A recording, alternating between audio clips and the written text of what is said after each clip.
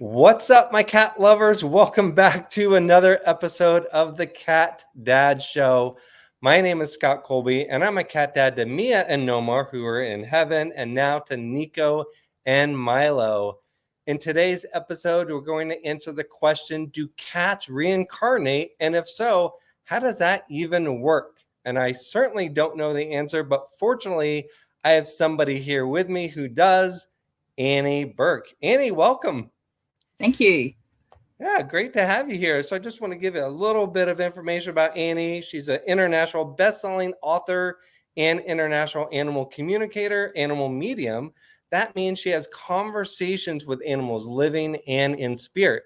She conveys messages between them and their humans and provides peace of mind. She wants to help people to understand that animals have souls, that they feel emotions, that they understand everything that we say.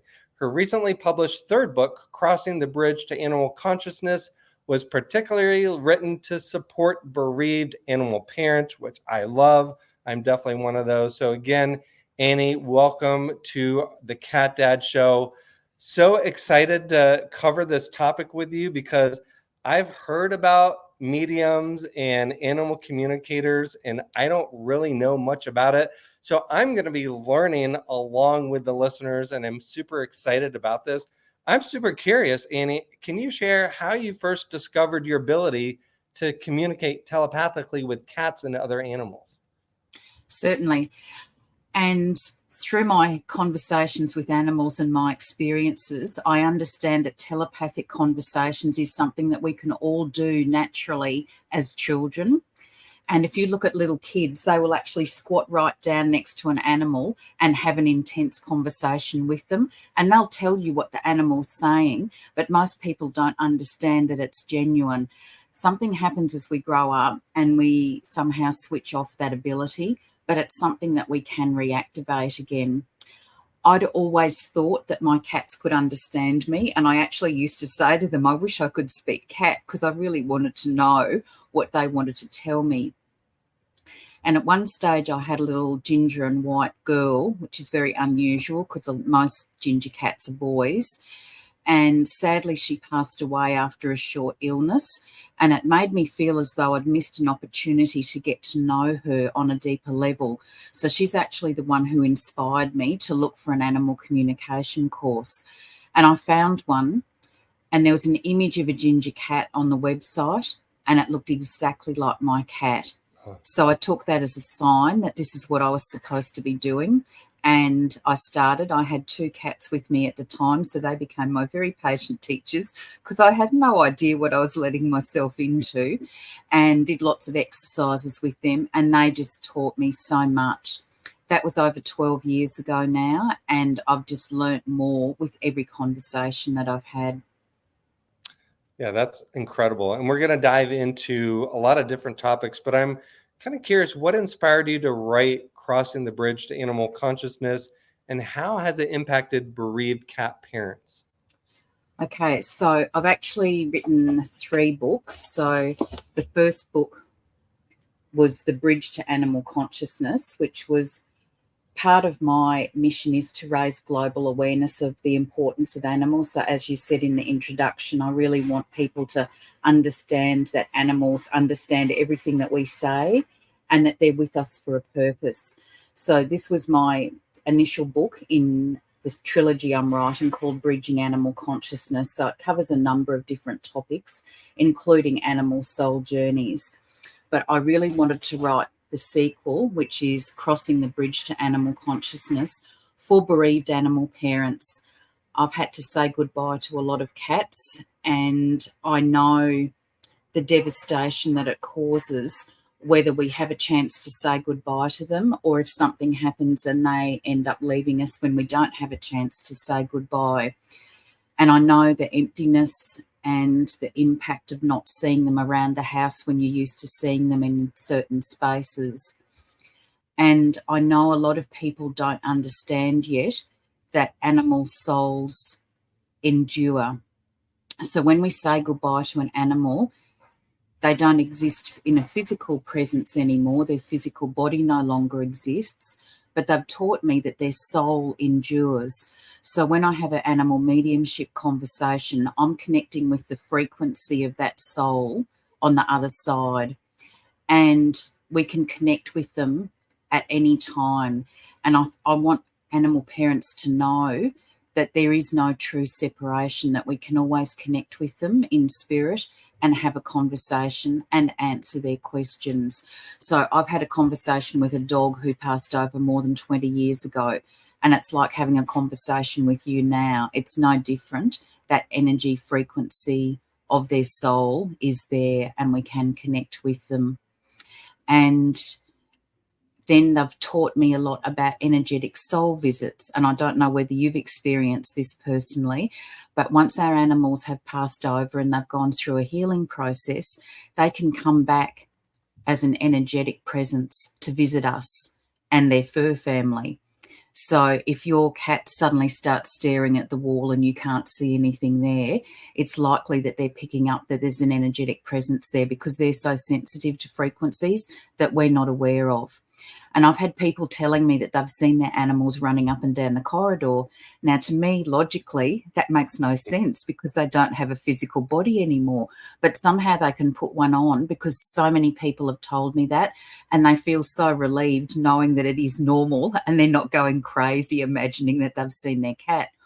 Or we can feel them. And you can feel them if they jump on the bed. They might come up and snuggle next to you. I've had people feeling their animals pat them on the face. One of my cats who's passed over comes back and plays with the back of my hair, on the back of my head, because when he was little, he used to sleep on my pillow, and that's what he'd do. He'd just sit there and massage my head gently through the night. Or they can come back and vocalise. And my girl who taught me about reincarnation, when she was coming back for energetic visits before she came back in a new physical body, used to meow very loudly, so I'd know she was there. And a lot of people have heard their animals vocalising. They also have the energy to move things. So I've spoken with a cat in spirit, and she would come back and sit behind the blinds in her mum's bedroom and wobble them, and made a terrible noise. And she did that when she was living, and she did that when she came back for an energetic visit, just so that her mum would know she was there. So there's lots of things that they can do to help reassure us that their soul has transitioned safely, but they still want to come back and spend time with us and with their siblings, because we go through a grieving process. The other remaining animals in our household go through a grieving process, and our animal who passes away also grieves. They want to stay with the family. So it's really good connections for them to come back to us. Yeah, I, have a smile on my face just listening to you, because, as somebody grieving the loss of my cat Mia, who passed away a year ago, and many of the listeners are also grieving, it almost gives us just some hope and some peace of mind that we're going to be able to, in some way, communicate with our pets that have passed. And I know you can speak to cats, dogs, all kinds of animals. We're kind of gearing this interview towards cats, Yes. but it's just comforting to hear you speak about this, and really enjoy just seeing if I can see any of those signs that you just named, that could be possibilities that, hey, our cats that have passed along are giving us some signs and some energy. And I know you do a lot of work in the realm of reincarnation. Can you explain the concept of animal soul reincarnation, and share maybe a memorable cat reincarnation Yes, you've witnessed? certainly. Yes. So you're quite right. I particularly wrote that book to give bereaved animal parents hope. And so often when animals do visit energetically, it's early in the morning, because that's when it's the easiest time for them to transition from the spiritual plane to the physical plane. So you might think you're half dreaming. So it might be like after midnight or before 4 o'clock in the morning. Some of them move their toys around, and they're not where you left them. So there's little hints, and it's just amazing. And you can ask them to come and visit you energetically. You can't command them because they have free will, but you can certainly say, it will be lovely if you can come and visit me energetically, so I know you've been. or you can ask them to visit you in a dream or a meditation. And my cats in spirit have certainly done that. And I've been able to go and physically pick them up and feel them. And like you can feel them breathing, you can feel them purring. And it's just so reassuring to know that they're still okay and you can maintain that connection. But yes, I knew nothing about animal soul reincarnation till one of my cats let me experience it. And she was one of my original animal communication teachers. And she just suddenly passed away one morning. And she had no health issues and she wasn't very old. So it was a huge shock. But I was in the unique position that I knew that I'd be able to have a conversation with her in spirit when she was ready to talk to me. And fortunately, she was able to talk to me that same day. And so I said to her, "What did you do that for?" And she said, "Oh, I needed a new body." Like, doesn't everybody else do that? And I'm thinking, what? And then that was the tone. And then she just said, "Stop being so sentimental. I'm coming back." And she'd been so accurate with everything that she'd been teaching me. I just had to believe her. And people thought it was a really weird grief coping technique to imagine that your animal was going to come back to life. But I had to trust her. So it was a real test of faith. But she told me what she was going to look like, and I rang up the breeder and I said, "This is going to sound really weird, but you're going to have a kitten born who looks like this, and it's really important that she comes back to me." And my breeder said, "Don't worry, you'll get your kitten." And she came back. And my boys weren't worried. She'd obviously told them what she was doing, so they weren't pining, they weren't off their food. I was the one who was upset. But when she came back, it's just such a surreal experience because so many people are just willing their animals to come back and, hug them one more time. And suddenly they're back and you have another lifetime with them. It's just incredible. And it really is the most amazing things that animals have taught me. So what they've told me is that when they reincarnate, it's an aspect of the soul that comes back in a body. An aspect of the soul stays on the other side. So I still talk to Riley, who passed over in spirit, and I now talk to her in her new body as Nisha. And they're two aspects of the same soul, very similar characteristics. And sometimes they look identical. Sometimes they're completely different, but there will be something that you recognize about them. Now, not every animal is destined to return for another lifetime with us in this lifetime, but many of them do. So it means when I'm having a conversation with them in spirit, I can ask if they're going to be coming back. And if they know that they are, then they can tell me, and they can tell me what species they're going to be, what breed, what colour, what gender, often a time frame. And I've had one cat in the UK who actually gave me the specific rescue agency he was going to be at so that his mum could find him. And it is really interesting because most animals come back as the same species, but often a different breed or crossbreed. So I've learned an awful lot about crossbreeds with dogs and cats with breeds I've never heard of before. Sometimes they have to change gender to come back. Sometimes they're not thrilled about changing gender to come back.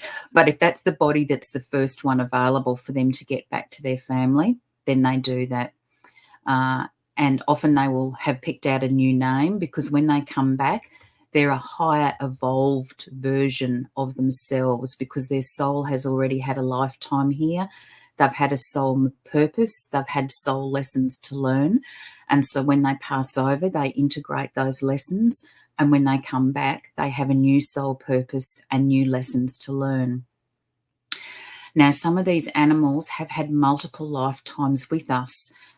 So some people may now have a childhood pet with them who's come back to have another lifetime with them.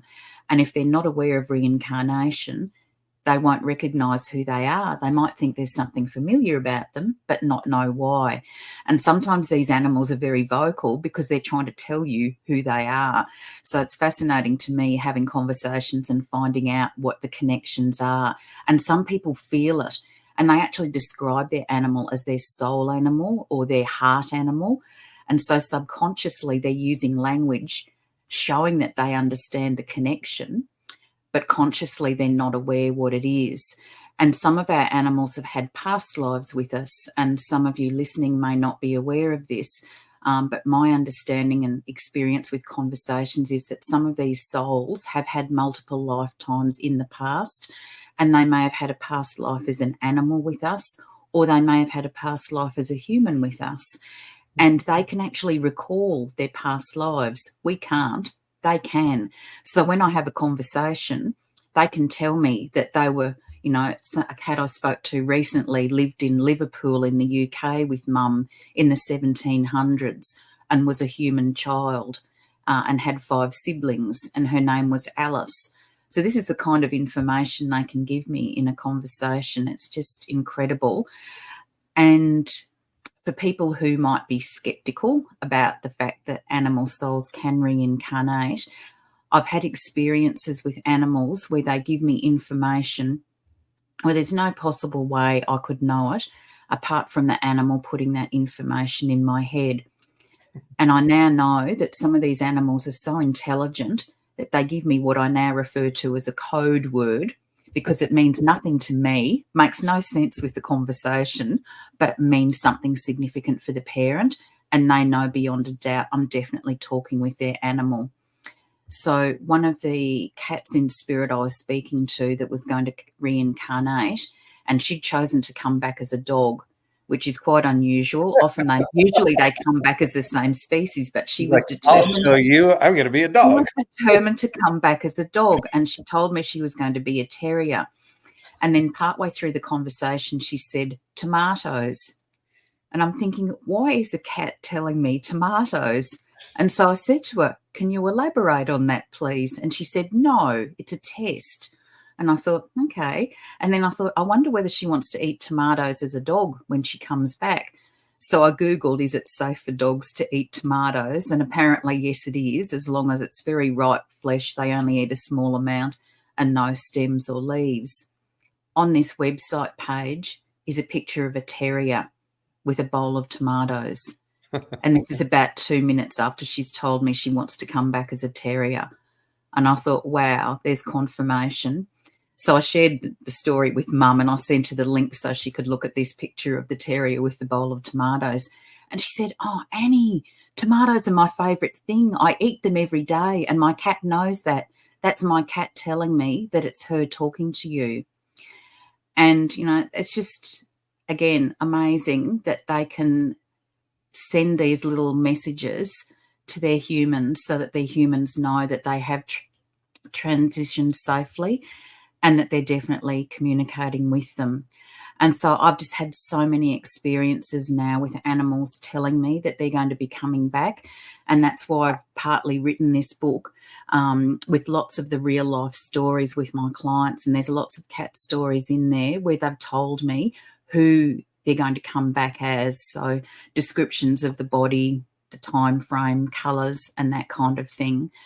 I know a couple of them came back as the opposite gender. One was a girl and she was coming back as a boy, and she was just not impressed at all that she was coming back as a boy, but she really wanted to be back and she wanted to be boss of the household. And what she didn't realise was that her mum actually adopted her sister as well. So she had to put up with coming back as a boy, and she had to put up with having her sister there and sharing her house and the family and not be in the limelight as the sole cat. So their personalities really come through in the conversations, but it is just so rewarding to have your animal back again, and it profoundly affects the grief process, because although they're not exactly the same, you do recognise them on a heart level and a soul level. You get another lifetime of love with them, and it just changes everything. And it's so wonderful for our animals to keep coming back and being with us as well. So that was one of the key reasons I wanted to write that book, was just to let people know that reincarnation is a reality, even if they've not experienced it or heard about it before. And it really just does help the animal with the grief process, and it helps you and it helps your other animals. When they do come back, your other animals won't recognise them to start off with because they're in a different body. They also smell different. And animals rely very heavily on scent, so they don't know who they are. And of course, coming back again, they have a new voice, so they don't recognize the voice either. So it takes about 48 hours before they recognize them on a soul level. And then it's as though they've never left. You know, they've just been away, they've had a full body makeover, and they're back. And they just integrate back into the family. And yes, the dynamics of the family may change because it may be your oldest cat who's passed away. They've now come back in a kitten body, and they're now the youngest of the family. They may think that they're still the boss. So watching how they all sort each other out with the hierarchy is interesting as well. But they do recognise each other. They know everything in the house. They know the humans. They know where their toys are. They know where their beds are. They know where they get fed. It's just really the most phenomenal thing I've understood since talking to animals. Annie, you're blowing me away. These stories. And you've got a gorgeous cat behind you too on your chair them. listening. And that's what they do because they understand everything that we say. They'll be intrigued because they now know what you know. That's great. So, Annie, if I wanted to know if Mia was going to be reincarnated, what would be the process that you would take me through, or if somebody else that was coming to you? Can I just tell you, she is. She is. Okay. Yes. I'm getting absolute confirmation. So this is one of my spiritual gifts called clairsentience. And so if someone says something to me that's the truth, I get a reaction in my body and go all buzzy, and I'm all buzzy. So yes, she is coming back, which is very exciting. So there you go. If I had a conversation with her on your behalf, you would need to work out what questions you want me to ask her. And so the common question I'm getting now, as more people are aware that reincarnation can happen, is if it's your destiny to come back, can you give me details? And then that's an open question. And then they can tell me, yes, I'm coming back. I'm going to be a male chinchilla kitten. I'm going to be white. I'll be back in about 3 months' time. You'll find me online. That's the kind of information they give me. And what I offer to people is that, you know, once they start looking for that particular animal, if they find a photo, to send it to me, and then I can connect with their animal and work out, is this the body that they're moving into if their soul hasn't swapped in already. So swapping the soul in is something that your animal negotiates with the animal whose body they want to come back in. So the soul that's in the animal swaps out and goes back to the other side so that your animal's soul can swap in to come back to you. And that can happen at any age. So they don't have to swap in at conception, like when the kitten's being conceived. They can swap into older animals. And a lot of rescue animals, they might be up to 3 years old when they swap in. But that's the kind of information that they will give me. They can give me colours, and I've learned an awful lot about different colours with different breeds. One of the cats I was speaking to in spirit told me she was going to come back as a male lilac Tonkinese cat. And I wasn't sure whether Tonkinese cats actually had lilac as one of their colour patterns. So, of course, I do all this research, and yes, they do. And Mum found this absolutely gorgeous lilac boy, and he's now home, having a lovely relationship with Mum and with his sister cat. So I don't know how they find these bodies to come back in, but it's just what they do, and negotiate with them. And if something happens and that body is not available to work, so maybe that animal is unwell, or if the breeder for some reason decides not to let them be available for adoption, then your animal's soul will find another body to come back in. If it's their destiny to come back, they will persist until they're back with you. They're meant to be back with you. So other questions you might ask Mia, what does she want to tell you? And that's a brilliant question because it's open, and whatever she's been wanting to tell you and never had the opportunity to tell you, she can now tell you. Often they will reveal their past life connections with you and give me information about that so that you know. So it all depends on how many questions you want to ask, what the conversation is. I don't have the parents with me when I have a conversation, because when you're talking telepathically, you actually hear the voices in your head. It's not audible in your ear. It's the most bizarre sensation, hearing voices in your head, and you think you're going crazy. And animals all talk in different voices, just like humans do, so different tones, different accents. I had some parents telling their animal that I was going to be having a conversation with them just to prepare them. And so when I introduced myself and asked consent, which is what I have to do because a conversation is a free will choice for animals, I can't force them to have a conversation. And so I introduced myself, and this animal said, "Hey, dude, I've been waiting for you to talk to me." So you just never know what they're going to say, and they really let their personalities shine through. Like, some of them are real comedians. They tell me really funny stories, and I just laugh. So, yes, hopefully that's answered your question about kinds of questions that you can ask. But yeah, she's I didn't know definitely coming back. coming back. Okay, then I'm gonna have to get more information from you about that. What signs or behaviors might indicate that a new cat in the family is the reincarnated soul of a previous pet? Often you notice something similar about them. It may be the way that they move. So my cat, when she reincarnated, she used to hunker down when she walked, and she does the same thing now. She used to sit on the back of my recliner chair and groom my hair because I'm part of her tribe. She does the same thing now. She didn't like strangers last time, and she'd hide if anyone came to the house. She does the same thing now. So you will notice some similar behaviours. Sometimes you see a lot. Sometimes it takes a while for some of the behaviours to come through because they have to adapt to being in a new body. It's different to last time. And that was one of the questions I actually asked them for this book. You know, what is it like for them to come back in a new body? And they said it's like putting on a new suit, and they've got to get used to their flexibility and power and see what they can do in a new body. But really, the answer to your question is you'll feel it in your heart, and you just recognize them on a soul level. You might cry when you see them for the first time, whether you're seeing their picture online, or when you actually get to hold them again for the first time. It's a very emotional thing, having your animal back again, so you really feel it intensely. So Mr. Milo over here, or Yep. there Yes. he is. Yes. So he Ignoring us but listening. may have been another animal in a previous life. He could have been. Could have been. Yes, he was. He was. You already Yep. know that.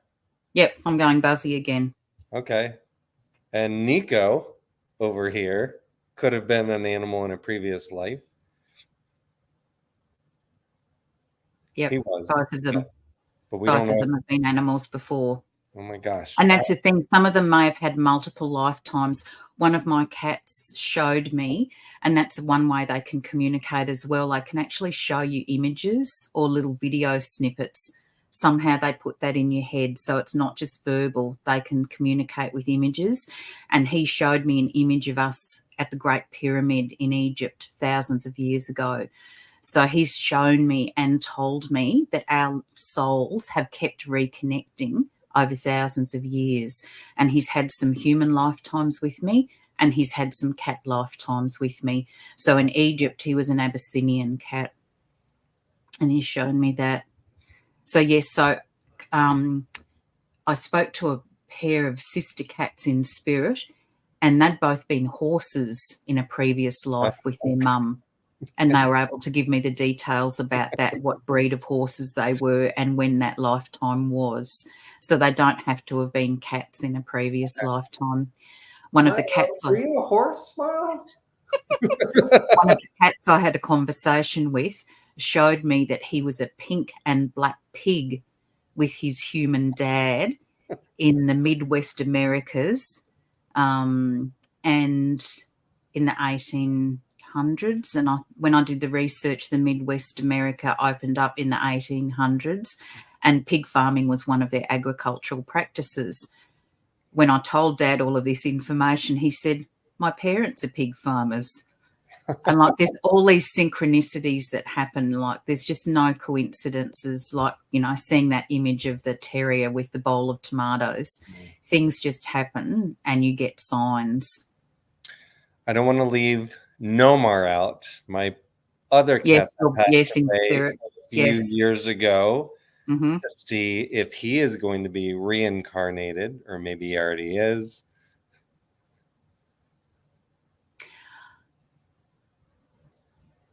I'm not getting a strong reaction at the moment. Okay. And sometimes it takes them a while to be ready to come back. So one of the dogs in spirit I spoke with passed over almost 6 years ago. Oh, okay. And he's now come back and he's back with mum as a dog. But that is a long wait for them to come back. And so when I first spoke to him, he didn't say anything about that he was reincarnating in this lifetime. He said that they would have future lives together, but that was all he told me. So whether he wasn't ready to come back or whether something else was going on, I don't know, but he's now definitely back.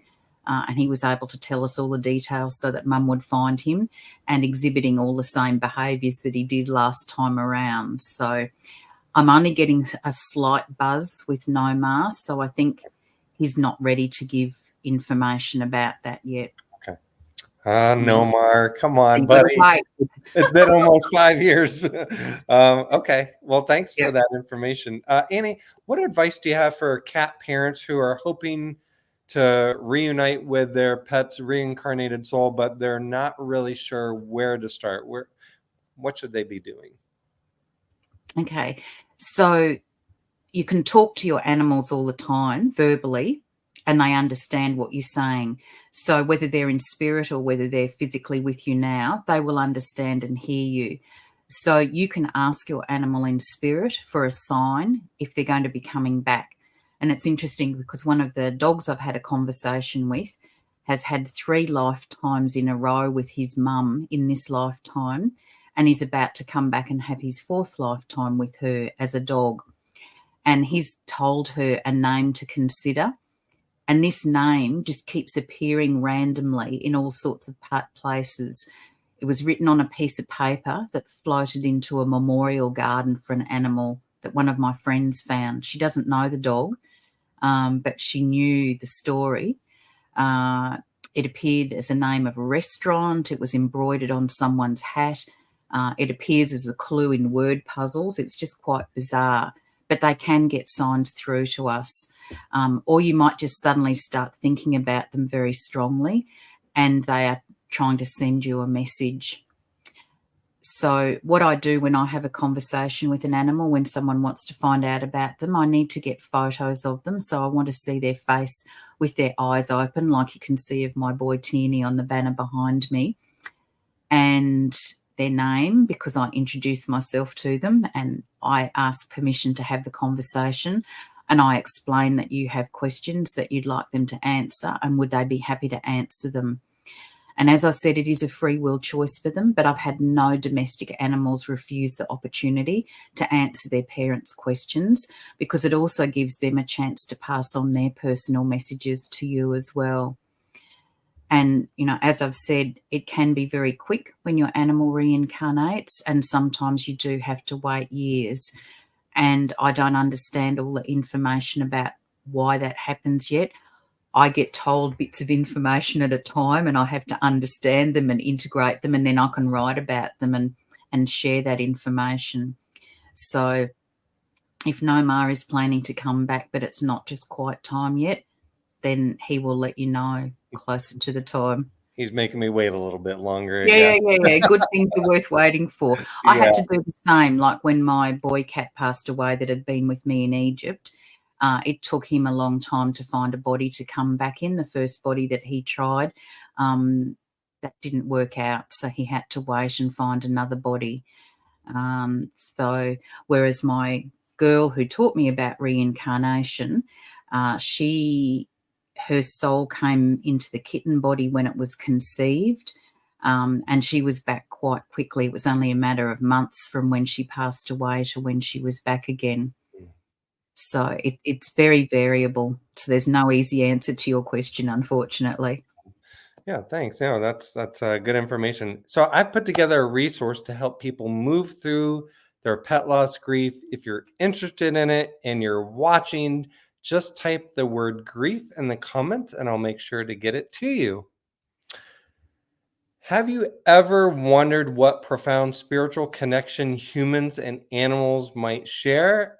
I've got Annie Bourke here to answer that for us. Annie, I want to dig into this concept of the phrase soul pet, soul dog, soul cat. What does that actually mean? Because I've heard people use the terminology. I've used the terminology because I think Mia was my soul cat. What does Mhm. that actually mean? Can you shed some light on that? Yeah, it's a really good question. And I've actually written about that in my book as well, because it does come up so much. And what I understand is that when people use those phrases, they recognize subconsciously that there is a really profound connection with their animal, but consciously they don't know why. I've had someone say to me, I've had 10 dogs. Why do I feel so differently with this one? So they can feel it. They know there's something there, but they don't understand what it is. And when I have a conversation, that's when I find out that, yes, you do have a past soul connection with that animal. So your souls have known each other before. So, Mia could have been your child or your partner in a past life. There's so many ways that the souls can be connected, but it's having that conversation and understanding what that connection is. Or they may have had multiple lifetimes. So Mia might have been a cat with you in a past life, and she might have been a human with you in a past life. And it's mind-boggling working it out. But I mean, that's what my cat who was with me in Egypt has taught me, that he's had multiple lifetimes with me.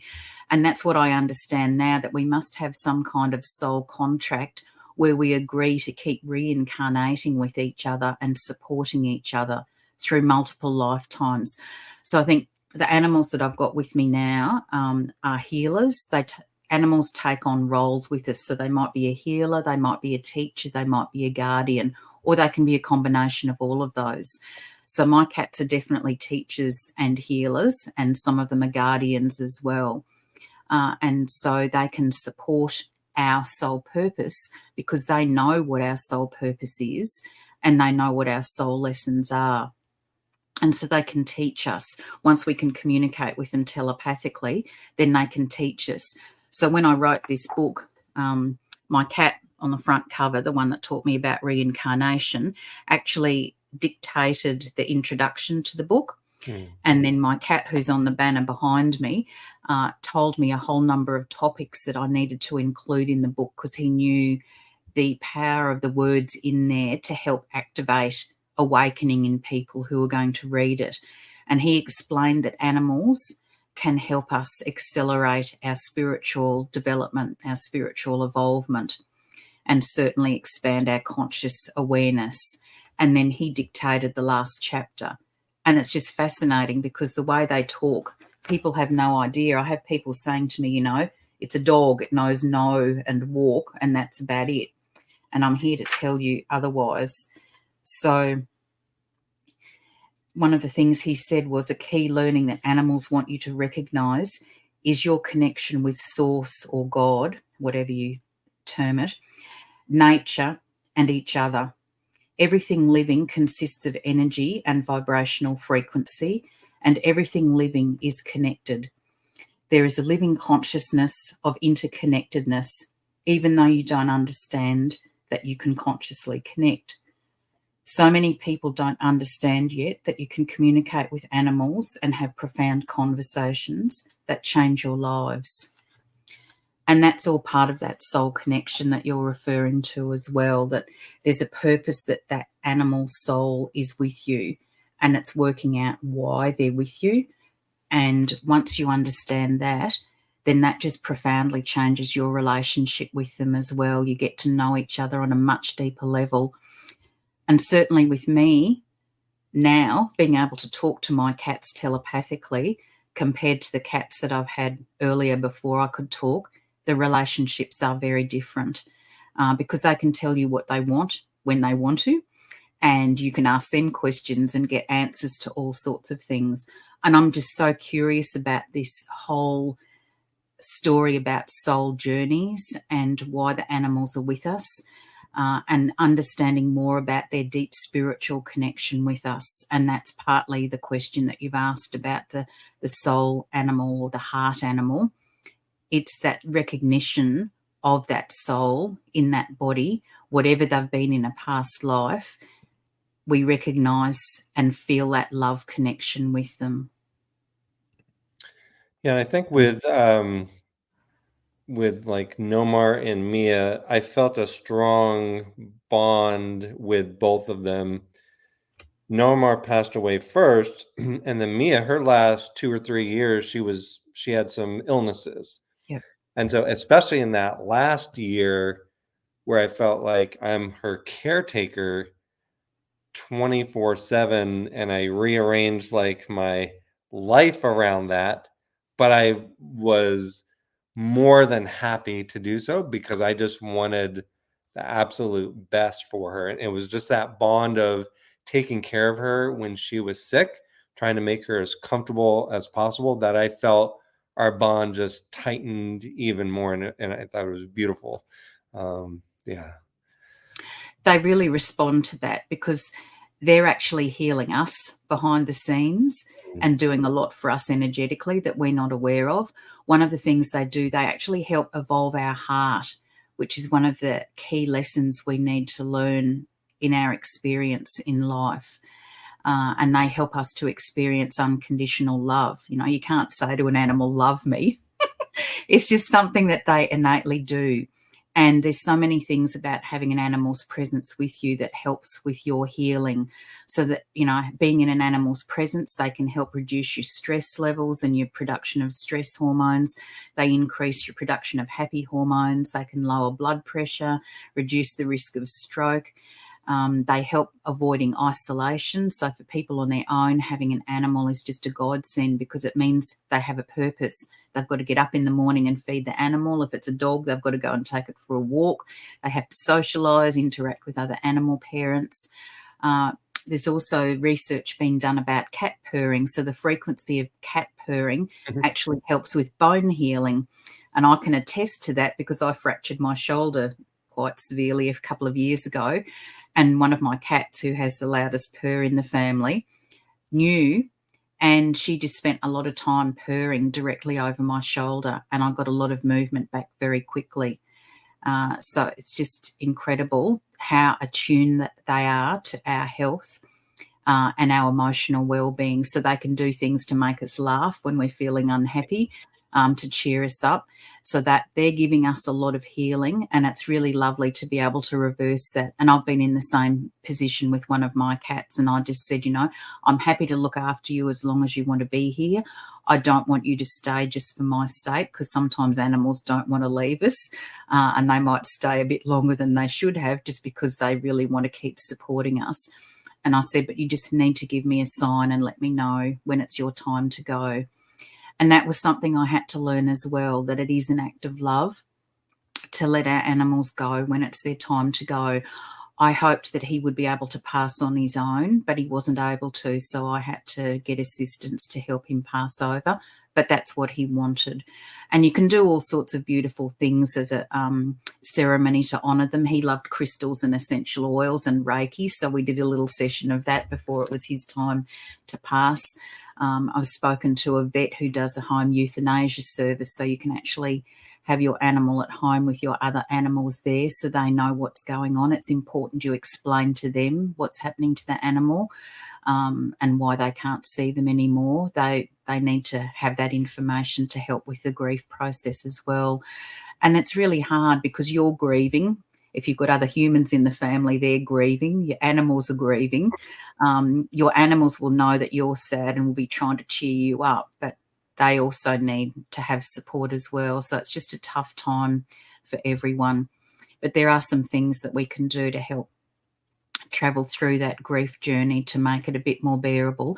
And then obviously knowing that we can communicate with our animals and get answers to questions. So if people weren't there when their animal passed away, or they don't know why they passed away, Was it their time? Was there something else they should have picked up earlier to help them? All of those kind of things. We carry a lot of grief and guilt and remorse and regret, and our animals don't want us doing that. So they can answer the questions, and then we can get that peace of mind, and that helps with the grief journey as well. I love that, because I was going to bring up this emotion of guilt. I've been in the presence of a lot of people who are grieving the loss of their pet through just being in a Facebook group of other people grieving.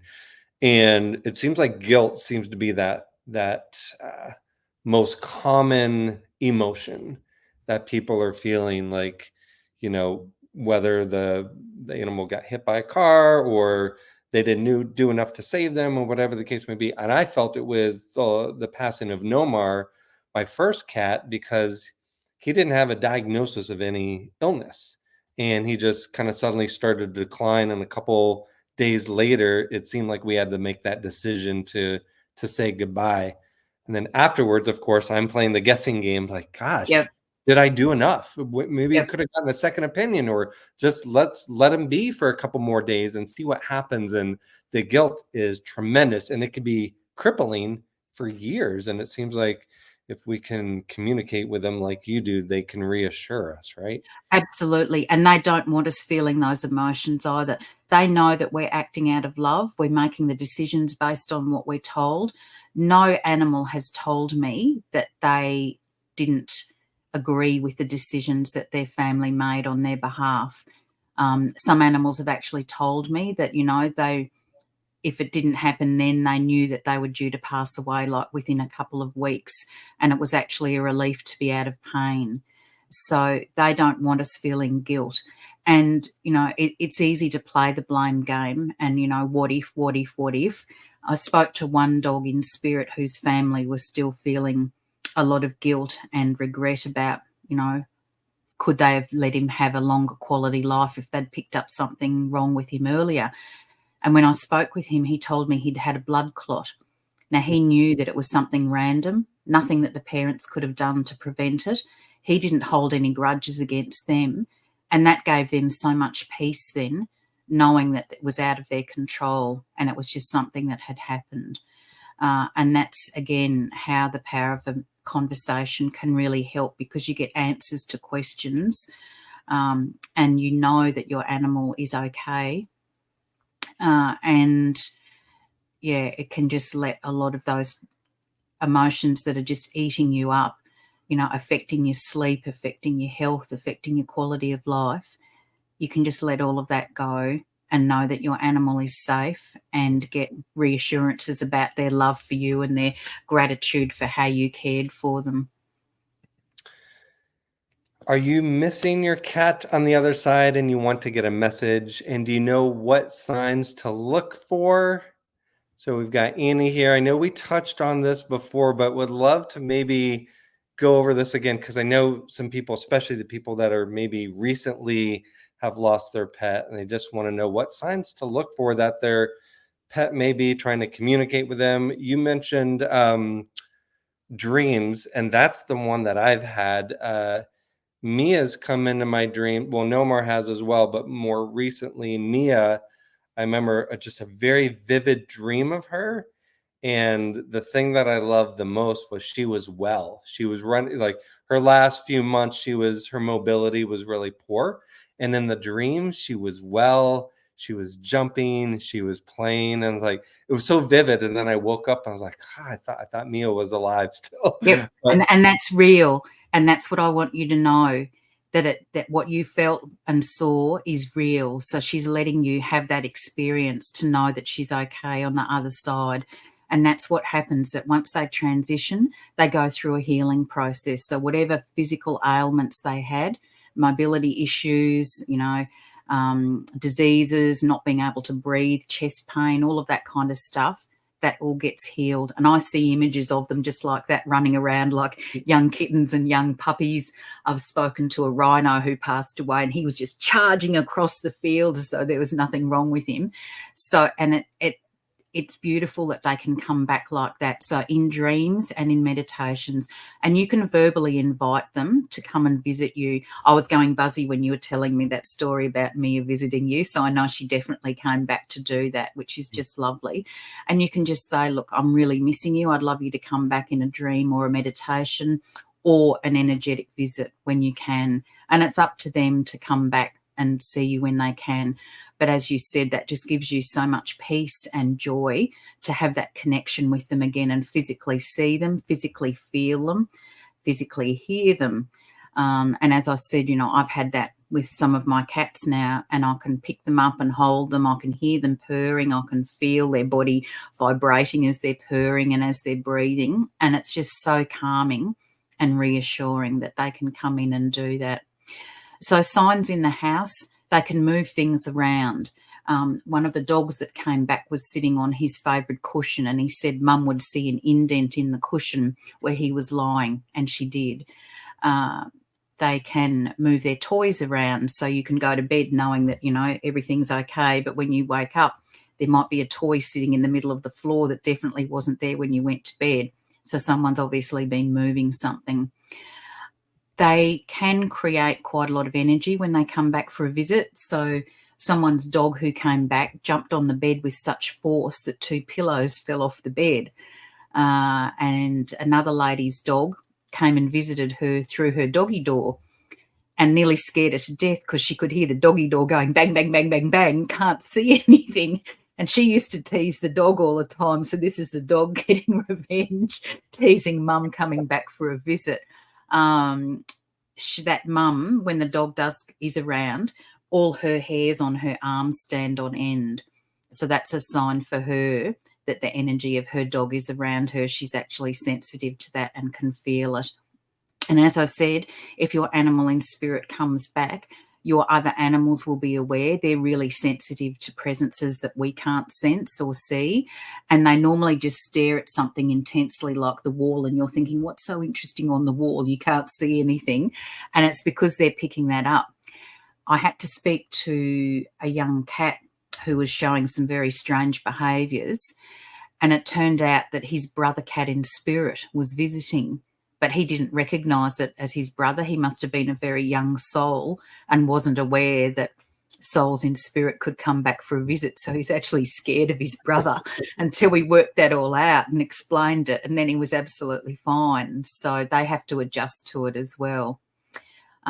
You may hear your animals, so you can hear them vocalizing. I've had people hearing their birds tweeting, the dogs barking. I've heard my cat meowing. I've got Maine Coon cats, and they make a funny vibrational noise in their throat called trilling. And I've spoken to a few other Maine Coon mums, and they've actually heard their cats in spirit trill when they come back for a visit, so they know they're definitely there. Or you can feel their touch, so they might come and snuggle next to you in on the bed, and you just think, I can feel them, but they're not there, but you can feel them. So somehow they can help us to feel their physical presence. I've got someone else I know whose dog used to smell like popcorn. So when the dog comes to visit now, she can smell popcorn, and so she knows her dog is there for a visit.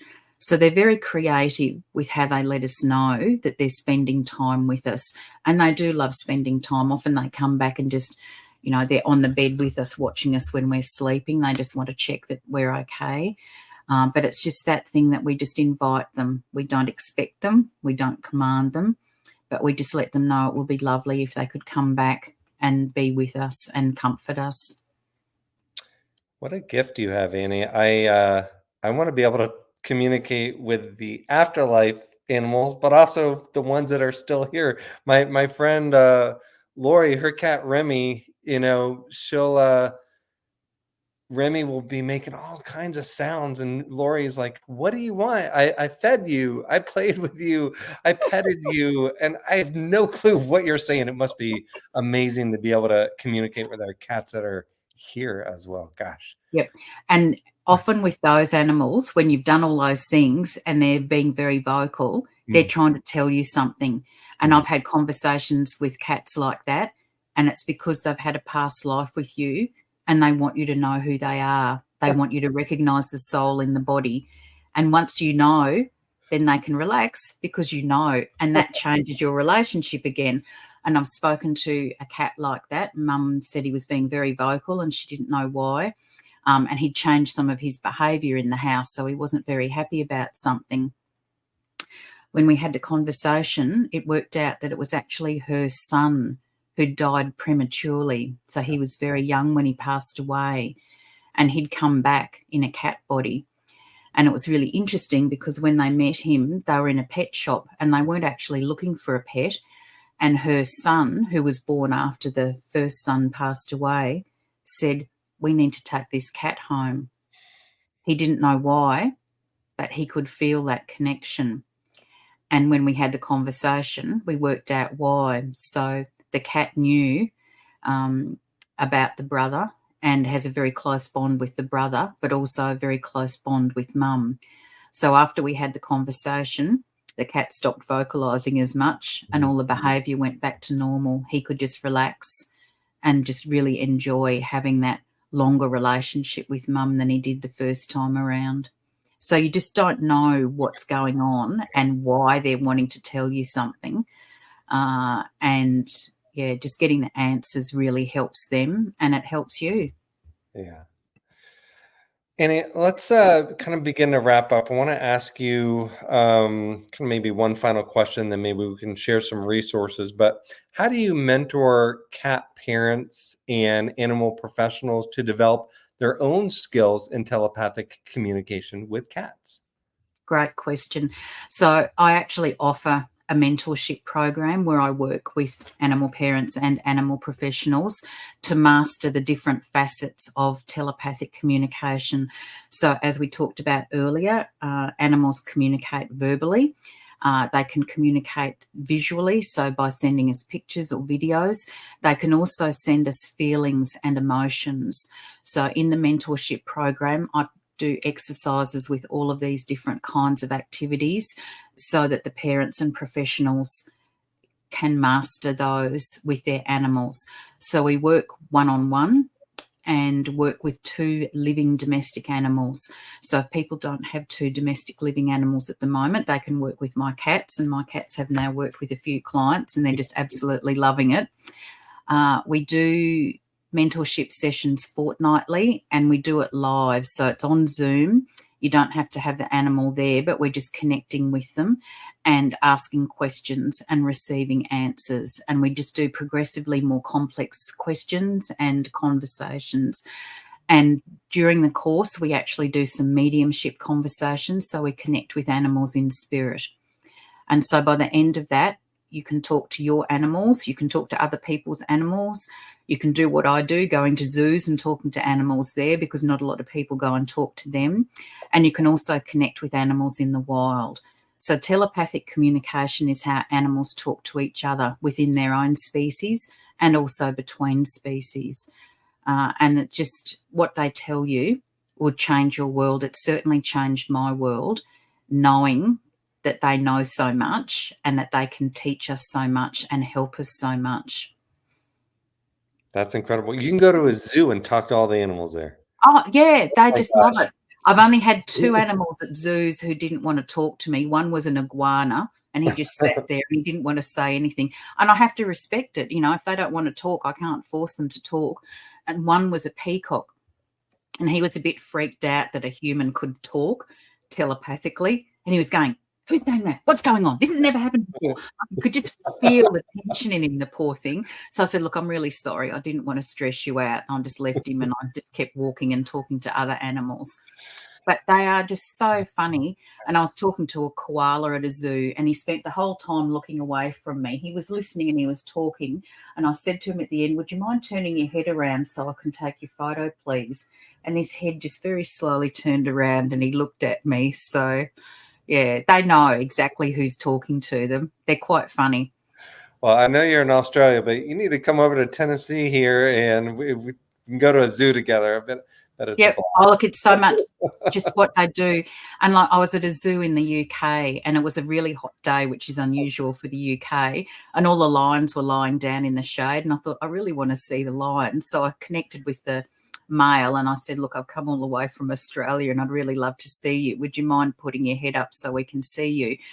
And there are all these school kids there on excursions, and they're all roaring at the lions and yelling at them to wake up. And of course, the lions are just ignoring them. But all of a sudden, this lion just sat up and he looked straight at me so I could take his photo. And the lady next to me said, he's looking straight at you. And I said, yes, I know. I asked him to. So, and then he, posed for the photos, and then the next thing, back down in the shade again. Oh, my gosh. So, they're happy to oblige, when they can, but they certainly understand what you're saying. And I spoke to another lion, and I said I was sending him love, and he said, I'm returning that threefold. Oh. The intensity of heat and energy I felt in my heart was incredible.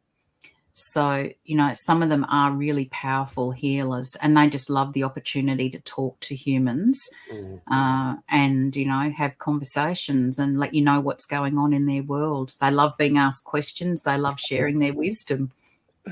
I love it. Annie, this has been great. Before we kind of close out, can you share some resources where we can maybe get a hold of you, learn more about you, get your book, whatever you want to share, please? Yep. Great. Thank you. So my website is www.cosmicheartintuitive.com.au. Now, on the front page, I've got 4 free guides for animal parents, which you're welcome to download. So I've got one about coping with pet loss. I've got one about animal communication. I've got one about rescuing the rescues, because there's lots of things we need to take into account with having a rescue animal, and also how to introduce a new animal to your household with less stress and more harmony. So they're all there.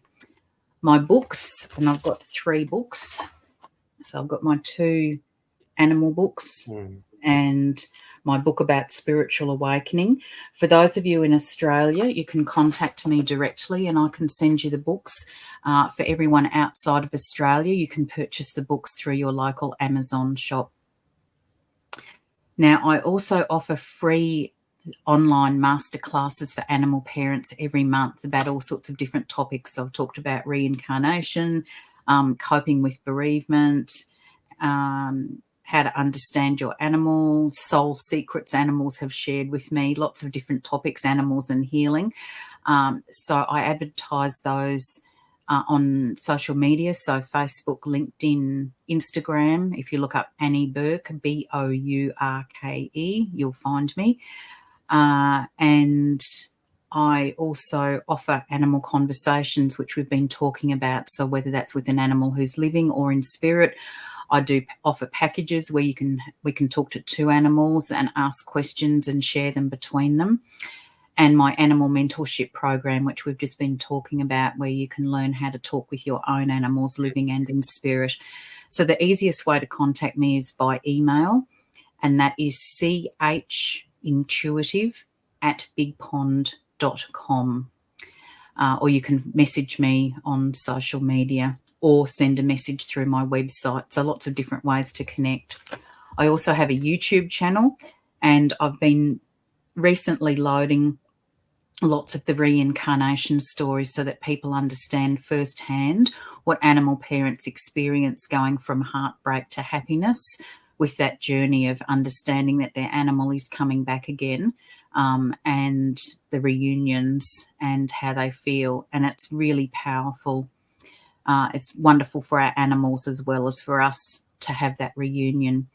And I've also started loading some little videos called Ask Annie, because people have been asking really fascinating questions. So I've just been making little short videos just answering the questions from what the animals have taught me. So that's on my YouTube channel. So all of those different ways to connect. But yes, email is good. Amazing. I'll make sure to link everything in the show notes so people don't have to remember and write things down. It'll be easy access. And I've watched some of your reincarnation videos on YouTube. They've been really heartwarming, and thank you for sharing those for sure. And Annie, just want to acknowledge you for the work that you're doing. I mean, incredible, just really helping to heal people who are grieving the loss of their pet and being able to communicate with them in the afterlife and the reincarnation. And this conversation gave me some peace and comfort myself, and just loved having you as a guest on the Cat Dad Show. And I appreciate it. So thank you so much for being here. It's my pleasure. Thank you for the invitation. And I'll also be offering your listeners some special offers to access some of my services and my books. So I'll provide that information as well as a thank you. Sounds great. Thank you so much. We'll make sure to get that to all the viewers and listeners out there. Those of you watching, thank you so much for tuning in, and we will see you next time. Bye, everybody.